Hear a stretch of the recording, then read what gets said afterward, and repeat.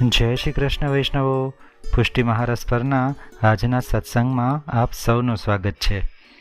શ્રાવણ સુદ ત્રીજ ઠકુરાણી ત્રીજ તરીકે ક્યારથી કહેવાય છે અને આ દિવસે શ્રી મહાપ્રભુજીએ કયા શ્લોકની રચના કરી હતી? પુષ્ટિ માર્ગમાં આજના દિવસનું શું મહત્વ છે? આ બધા પ્રશ્નોના જવાબ જાણીશું આપણે આજના સત્સંગમાં. સાથે સાથે યમનાષ્ટકના બધા શ્લોકોનો ભાવાર્થ જાણીશું. તો આ વિડીયો અંત સુધી જરૂર સાંભળજો અને વિડીયો પસંદ આવે તો લાઈક કરી બીજા વૈષ્ણવોને પણ જરૂરથી ફોરવર્ડ કરી દેજો. અને આ ચેનલ સબસ્ક્રાઈબ કરવાની બાકી હોય તો અત્યારે જ કરી દો, જેથી આ ચેનલ પર રેગ્યુલર અપલોડ થતા વિડીયો આપને તુરંત મળી જાય. અને નીચે કમેન્ટ બોક્સમાં આ સત્સંગ સાંભળતા દરેક વૈષ્ણવ માટે જય શ્રી કૃષ્ણ લખી મોકલવાનું ભૂલતા નહીં. તો ચાલો જલ્દીથી આજના સત્સંગની શરૂઆત કરીએ. શ્રી વલ્લભાધીશ કી જય. કાશી છોડ્યા પછી શ્રીમદ વલ્લભાધીશે પરિક્રમાનો પ્રારંભ કર્યો. વર્ધા, ઉજ્જૈન, ઓરછા વગેરે સ્થળોએ પોતાના પ્રતાપ બળથી અનેક ચમત્કારિક પ્રસંગો સર્જીને દેવી જીવોને શરણે લેવા માંડ્યા. દક્ષિણ તરફ આગળ વધતા આપ શ્રી ઝારખંડમાં બિરાજી રહ્યા હતા. એક દિવસ ઓચિંતાના શ્રીનાથજીએ ઝારખંડના વનમાં પ્રગટ થયા અને શ્રીમદ વલ્લભાધીશને દર્શન દઈને આજ્ઞા કરી, હે શ્રી વલ્લભ, અમે શ્રી ગોવર્ધનધર સ્વરૂપથી વ્રજમાં શ્રી ગિરિરાજજીની કંદરામાં બિરાજીએ છીએ તે આપ જાણો છો. ત્યાંના વ્રજવાસીઓને અમારા દર્શન થયા છે. તેઓ હવે અમારા સંપૂર્ણ પ્રાગટ્યની રાહ જોઈ રહ્યા છે અને અમે આપની રાહ જોઈ રહ્યા છીએ. અમારા સારસ્વત કલ્પીય કૃષ્ણાવતારના સમયના ઘણા જીવો વ્રજમાં આવી ચૂક્યા છે. આપ પણ સત્વરે વ્રજમાં પધારીને અમને પ્રગટ કરો અને અમારી સેવાનો ક્રમ બાંધો. અમારે એ સર્વ જીવો સાથે ફરીથી ક્રીડા કરવી છે. વિક્રમ સંવત 1549ના ફાગણ સુદ 11ના દિવસે શ્રીમદ વલ્લભાધીશને આવી આજ્ઞા થઈ અને આપ શ્રી દક્ષિણની પરિક્રમા અધૂરી છોડીને વ્રજ તરફ પધાર્યા. 5 મહિનાની યાત્રા પછી શ્રીમદ વલ્લભાધીશ મથુરામાં આવી પહોંચ્યા. ત્યાં વિશ્રામ ઘાટ પર થોડા દિવસ બિરાજીને પછી ગોકુલ પધાર્યા. ગોકુલમાં શ્રી યમુનાજીના એક ઘાટ ઉપર બિરાજીને એક રાત્રિએ શ્રી મહાપ્રભુજી મનમાં વિચાર કરી રહ્યા હતા કે આ કયું સ્થળ હશે. ત્યાં જ બાજુના ઘાટ પરથી શ્રી યમુનાજી પ્રગટ થયા અને શ્રી મહાપ્રભુજી બિરાજી રહ્યા હતા એ ઘાટ તરફ પધાર્યા. મંજુલ વાણીમાં શ્રી યમુનાજીએ આજ્ઞા કરી, આપ બિરાજી રહ્યા છો એ ગોવિંદ ઘાટ છે અને બાજુમાં છે તે અમારો ઠકુરાણી ઘાટ છે. આપ અમારા ઘાટ પર બિરાજીને શ્રીમદ ભાગવત પારાયણ કરો એવી અમારી ઈચ્છા છે.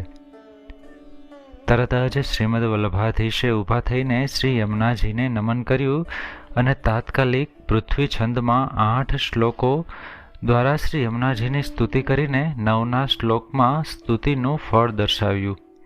આ શ્લોકોને આપણે યમનાષ્ટકમ તરીકે ઓળખીએ છીએ. એ દિવસથી શ્રાવણ સુદ ત્રીજ એ ઠકુરાણી ત્રીજના નામથી પ્રસિદ્ધ થઈ. બોલીએ શ્રી વલ્લભાધીશ કી જય. વૈષ્ણવો, હવે આપણે આ યમનાષ્ટકના 9 શ્લોકનું પઠન કરીએ અને તેનો ભાવાર્થ સમજીએ અને જાણીએ કે શ્રી વલ્લભે આ શ્લોકોમાં શ્રી યમુનાજીની શું સ્તુતિ કરી છે. નમામિ યમુનામહં સકલ સિદ્ધિ હેતુ મુદા મુરારી પદ પંકજ સ્ફુરદ મંદરેણુત્કટામ તટસ્થ નવકાનન પ્રકટ મોદ પુષ્પાંબુના સુરાસુર સુપૂજિત સ્મરપિતુ શ્રિયમ બિભ્રતિમ. અર્થાત પુષ્ટિ માર્ગની સર્વ સિદ્ધિઓને આપનારા મૂળ દૈત્યના શત્રુ શ્રી કૃષ્ણચંદ્રના બંને ચરણ કમલમાં પ્રકાશમાન એટલે સેવાપયોગી દેહ સિદ્ધ કરી આપવામાં તૈયાર અને અમંદ એટલે શ્રી વ્રજ ભક્તોના ચરણ રજની સાહિત્યથી ઘણીક એવી રેણુ જેમાં જળ કરતાં અધિક છે અને કિનારામાં રહેલા નવા વનોમાં ખુલ્લી રીતે દેખાતા હર્ષરૂપી ફૂલ સહિત જલ વડે સુર અને અસુરોએ સારી રીતે પૂજા કરાયેલા સ્મરના પિતા શ્રી કૃષ્ણ તે સંબંધી શોભાને ધારણ કરનારા શ્રી યમુનાજીને હું હર્ષપૂર્વક આનંદથી નમન કરું છું. કલિંદગિરી મસ્તકે પતદમંદ પૂરોજ્વલા વિલાસગમનોલસત પ્રકટગંડ શૈલોનતા શઘોષગતિ દંતુરા સમધિરૂઢ દોલોત્તમા મુકુંદરતિવર્ધિની છયતિ પદ્મબંધો સુતા. ભાવાર્થ: કલિંદ નામે પર્વતના શિખર ઉપર પડતા ઘણા પ્રવાહને લીધે ઉજ્જવલ, વિલાસપૂર્વક ચાલવાથી શોભાયમાન અને ખુલ્લી રીતે દેખાતી મોટી શિલાઓને લીધે અતિશય ઊંચા, શબ્દ સહિત ચાલવાથી વિવિધ પ્રકારના વિકારવાળા, ઉત્તમ પાલખી જાણે આરોહણ કરેલી હોય નહીં શું? અર્થાત ઉત્તમ પાલખીમાં કેમ જાણે ન બેઠા હોય તેમ દેખાતા અને મુક્તિ આપનારા જે શ્રી ભગવાન તેમાં પ્રીતિને વધારનારા અને કમલના બંધુ જે શ્રી સૂર્ય તેના પુત્રી શ્રી યમુનાજી જઈને પામે છે. ભુવમ ભુવન પાવની મધિગતામને કશ્વને પ્રિયાભિરિવ સેવિતામ શુકમયુર હંસાદિભી તરંગ ભુજ કંકણ પ્રકટ મુક્તિકા વાલુકા નિતંબટત સુંદરી નમત કૃષ્ણ તુર્યમ પ્રિયમ. ભાવાર્થ: સર્વલોકને પવિત્ર કરનારા અને તેટલા જ માટે પૃથ્વી ઉપર પધારેલા અને દાસીઓથી જ જેમ સેવા કરાય તેમ અનેક શબ્દવાળા પોપટ, મોર અને હંસ વગેરે પક્ષીઓ વડે સેવા કરાયેલા અને લહેરો રૂપી શ્રી હસ્ત વિશે રહેલા કંકણમાં ખુલ્લી રીતે દેખાતા મુક્તા ફળ રૂપી વેણુ વડે યુક્ત એવા કટી પશ્ચાદ ભાગથી સુંદર એવા શ્રી કૃષ્ણ પ્રભુના ચોથા પ્રિયા શ્રી યમુનાજીને તમે બધા નમન કરો. અનંત ગુણભૂષિતે શિવવિરંચિદે વસ્તુતે ઘના ઘનનિભે સદા ધ્રુવપરાશરાભીષ્ટદે વિશુદ્ધ મથુરા તટે સકલ ગોપ ગોપીવૃતે કૃપા જલધિ સંશ્રિતે મમ મન સુખમ ભાવય. ભાવાર્થ: અનંત ગુણોને લીધે શોભાયમાન અને મહાદેવ, બ્રહ્મા અને ઇન્દ્રાદિક દેવતાઓ વડે સ્તુતિ કરાયેલા અને હંમેશા ઘાટા મેઘના સમૂહ જેવી કાંતિવાળા તેમજ ધ્રુવ અને પરાશરને મનગમતું ફળ આપનારા અને વિશેષ કરીને શુદ્ધ એવા મથુરાજી જેના કિનારા વિશે છે. સર્વ ગોપ અને ગોપીજનોએ કરીને વીંટાયેલા અને દયાના સાગર સદાનંદ શ્રી પ્રભુનો આશ્રય કરીને રહેલા એવા હે શ્રી યમુનાજી, તમે જ મારા મનને જેમ સુખ થાય તેમ વિચારો. યયા ચરણ પદ્મજા મુરરિપો પ્રિયમ ભાવુકા સમાગમનતો ભવત સકલ સિદ્ધિદા સેવતામ તયા સદસતામિયાત કમલજા સપત્નિવયત હરિપ્રિય કલિંદયા મનસી મેં સદા સ્થિયતામ.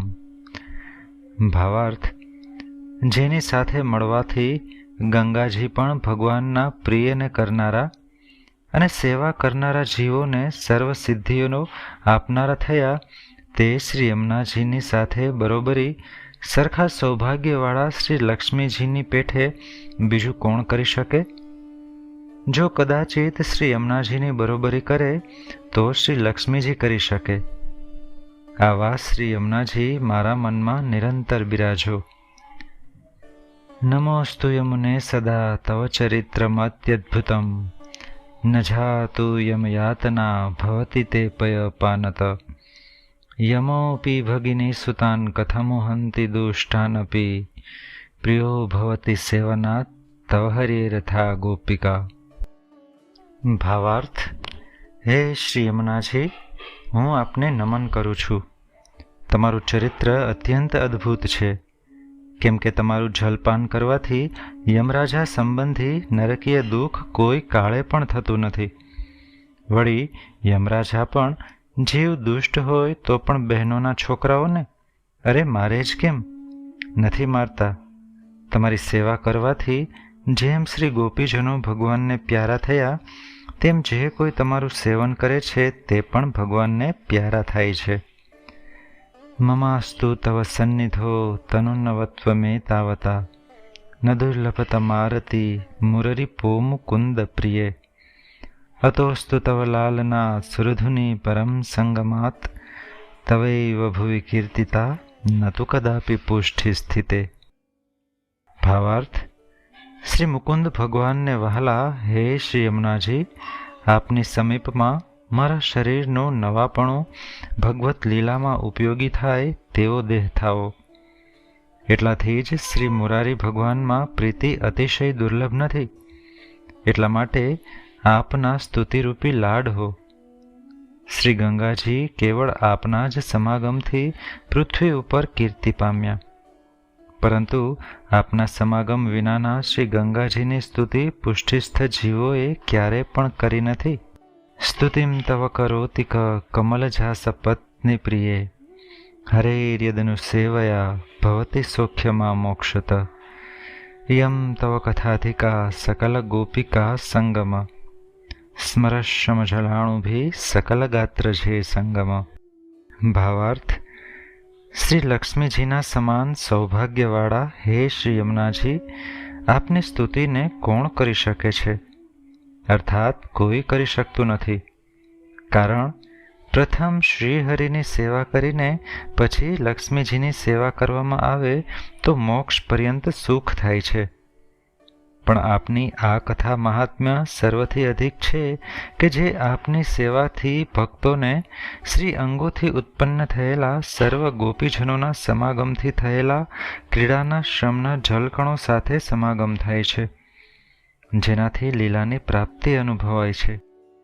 તવાષ્ટકમિદમ મુદા પઠતિ સુરસુ તે સદા સમસ્ત દુરિતક્ષયો ભવતિ વે મુકુંદે રતિ તયા સકલ સિદ્ધયો મુરરીપુશ્ચ સંતુષ્યતિ સ્વભાવ વિજયો ભવેત વદતિ વલ્લભ શ્રીહરે.